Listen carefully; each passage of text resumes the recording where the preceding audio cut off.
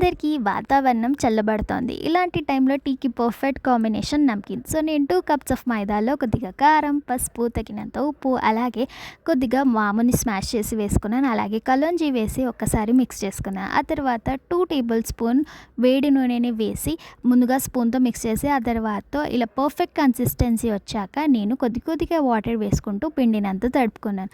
చేతులకి కొద్దిగా నూనె పెట్టుకొని పిండినంత మద్దన చేసి 5 మినిట్స్ రెస్ట్‌కి పెట్టాను. ఆ తర్వాత ఒక చిన్న సైజ్ పిండి ముద్ద తీసుకొని చపాతీ కర్రకు కాస్త నూనె పెట్టి నేను ఇలా చపాతీలాగా రోల్ చేసేసుకున్నాను.